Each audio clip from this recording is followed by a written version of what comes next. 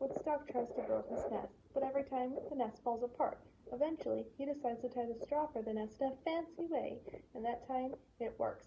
Meanwhile, Sally Brown is panicked and laments to Charlie Brown, her brother, that she needs to bring a new science exhibit to school, befitting the class topic, nature. She then declares that she'll find one, no matter what it takes.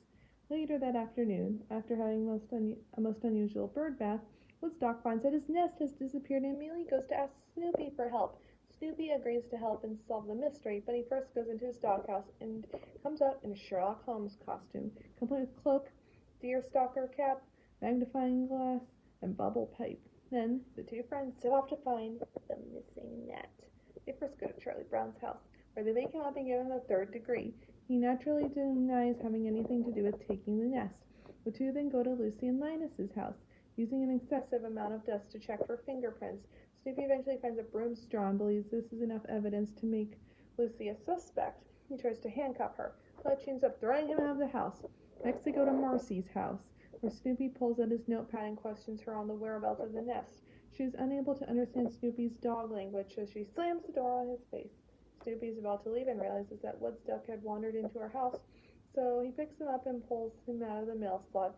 Then the two visit Pigpen, whom Snoopy immediately dismisses as a suspect once he answers the door and gives off his trademark dust, making it hard for Snoopy to breathe. As Snoopy and Woodstock run off, Pigpen tells him to come back any time because he does not get many visitors. Finally, they go to Peppermint Patty's house, who thinks Snoopy is playing cops and robbers, so she dons a burglar mask and chases him throughout her house. Frightened, Snoopy and Woodstock escape and keep running until they get tired. After that, they go back to the scene of the crime. When Snoopy and Woodstock get back to the tree, where they notice footprints leading away from it, the two of them follow the footprints straight to the elementary school.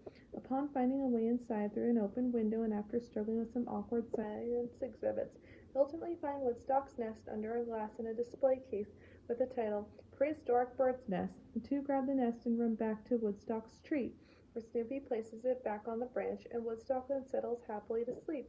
The next day, Sally complains to her that her brother's science exhibit has been stolen. She claims that she found a prehistoric bird's nest, and it looks so crude.